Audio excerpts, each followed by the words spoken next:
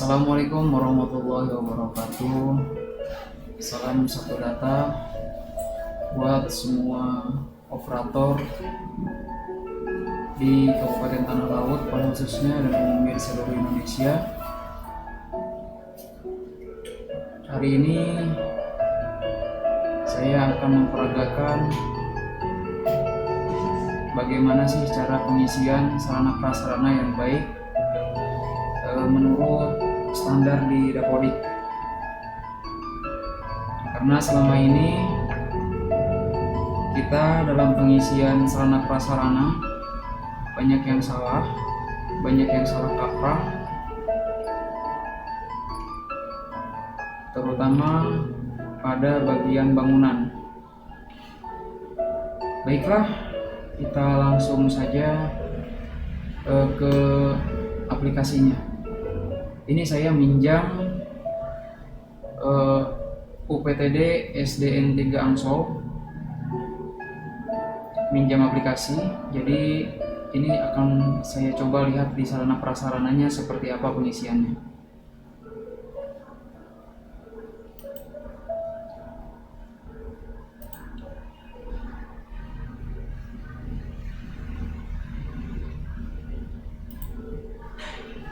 Nah, ini pada pengisian sarana prasarana, di sini masih banyak yang keliru, masih banyak yang salah. Nah, kita lihat saja di sini.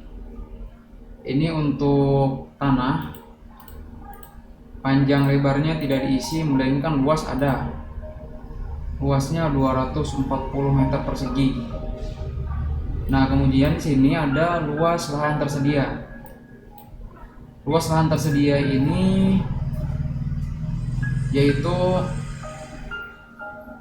luas sisa lahan ya, sisa lahan yang tidak ada bangunannya, yang nantinya bisa lagi dibangun untuk satu atau dua buah bangunan lagi. Di sini diisikan. Ini saya tidak tahu di SD ini apakah ada sisa tanah atau tidak. Nah, ini satu di sini. Kemudian kita lihat lagi kepada bangunannya. Nah, untuk pengisian bangunan, disinilah yang banyak salah ya, banyak salah pengisian pada pengisian bangunan. Pada pengisian bangunan ini, teman-teman semua kalau bisa itu dibikin denah dulu ya. Dibikin denah supaya enak dalam menginventarisirnya. Misalkan seperti ini, bangunan kita bentuknya letter U. Setiap atap yang tidak nyambung itu dianggap satu bangunan ya. Bangunan 1, bangunan 2, dan bangunan 3. Itu kita biar enak menginventarisirnya. Tujuannya apa? Tujuannya supaya kalau ada kerusakan pada salah satu bangunan itu tidak mempengaruhi ke bangunan yang lain.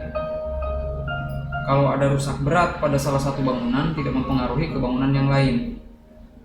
Sehingga kalau misalkan kita menentukan rusak berat pada suatu bangunan, sedangkan bangunannya cuma satu,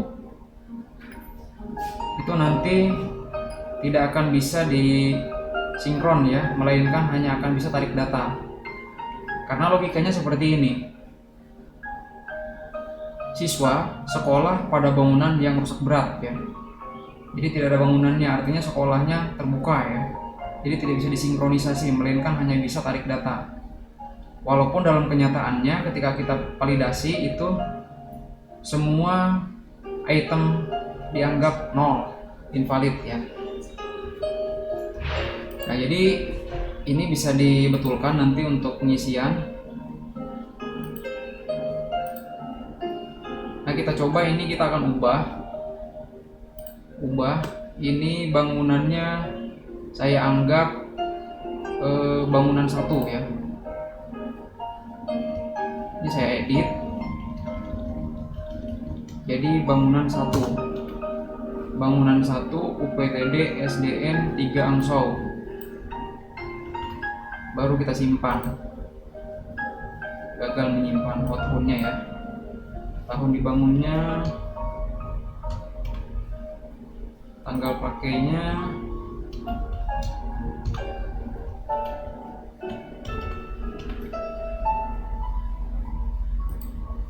oke baik, seperti itu. Nah kemudian ada lagi bangunan ini, misalkan bangunan ini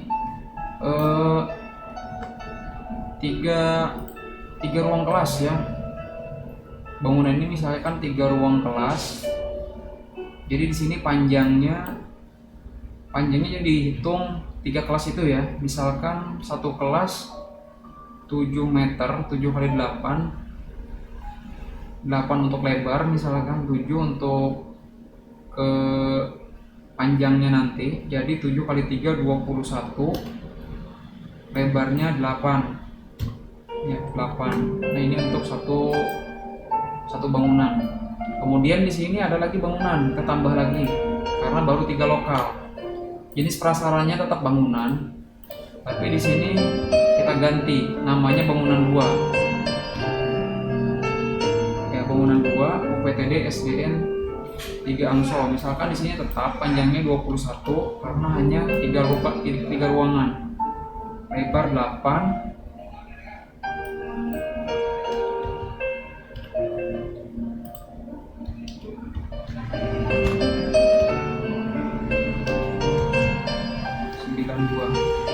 Baru simpan. Nah oke, seperti ini. Nantinya kalau ada rumah dinas juga bisa ditambahkan ya. Rumah dinas, kalau misalkan ada rumah dinas itu satu atap ada 3 pintu, itu dihitung satu bangunan. Tapi kalau bangunan itu satu atap satu bangunan, dianggap juga tetap satu bangunan ya.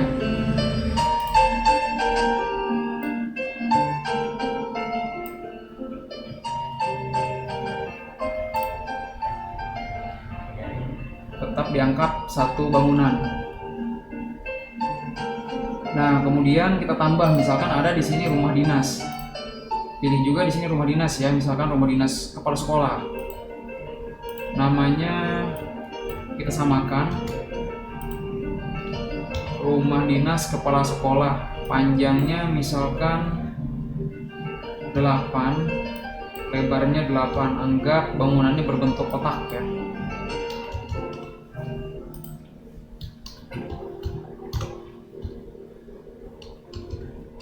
Ini saya ilustrasikan dulu ya cara pengisiannya seperti ini, baru simpan. Nah jadi Bapak Ibu teman-teman operator tinggal merubah di sininya aja ya, yang dirubah di sini di bangunan. Kemudian kita ke ruang, kita masuk ke ruang. Nah untuk ruangannya, misalkan ini kelas 1. Kelas 1 ada di bangunan berapa? Kelas 1 ini ada di bangunan berapa? Kita tinggal ubah. Nah ini misalkan kelas 1 ada di bangunan 1 ya, sampai kelas 3 misalkan. Jadi tidak usah diubah lagi. Nah nanti kelas 4-nya kita ubah. Ini masukkan ke bangunan 2, misalkan bangunan 2 UPTD SDN 3 Angsol. Simpan. Kode ruangnya anggap 4 ya. Kode ruang 4. Simpan. Begitupun kelas 5. Nah, kelas 5-nya semua masuk di sini, berarti sini 5 juga ya kode ruangnya. Kemudian kelas 6. Ini ada di bangunan 2 juga, kelas 6. Kode ruangnya 6. Jadi bisa terpisah seperti ini ya, karena ada 2 bangunan dibikin, 2 bangunan. Kemudian kita lihat ke ruang penunjang. Di sini ada rumah dinas. Nah ada rumah dinas kepala sekolah. Nah rumah dinas kepala sekolahnya di sini langsung kita ubah. Ini masukkan ke bangunan rumah dinas kepala sekolah. Kode ruangnya tadi sudah 6 ya, di sini 7 kita masukkan. Jadi seperti ini ya. Untuk UKS misalkan ada di bangunan yang mana nyambungnya. Kalau misalkan ada nyambung di bangunan bangunan 2, jadi ini masukkan ke bangunan 2. Nah, ini untuk KS misalkan masuk ke bangunan 2. Kode ruangnya 8 misalkan ya. Dengan tabrakan kode ruang. Nah, seperti itu. Begitupun aula nanti. Nah, kemudian untuk kerusakan di bangunan ini diusahakan jangan sampai melebihi 40%. Kalau ini rusak berat seperti ini, bangunan ini ketiga-tiganya tidak bisa dipakai. Ini bangunan 1 UPTD SDN 3 Angsau. Tadi di bangunan 1 ada 3 ruang. Nah, ini yang ketiga ruang ini keseluruhannya tidak bisa dipakai. Artinya bangunan ini memang dalam kondisi yang rusak berat. Kita misalkan di sini ya, rusak ringan. Nah, ini masih bisa kalau rusak ringan seperti ini. Kalau mau main kerusakan, Bapak Ibu mainlah di ruang sini. Nah, di ruang kalau memang ada kerusakan. Input kondisi ruangan. Nah, disinilah Bapak Ibu bisa memasukkan kerusakannya ya.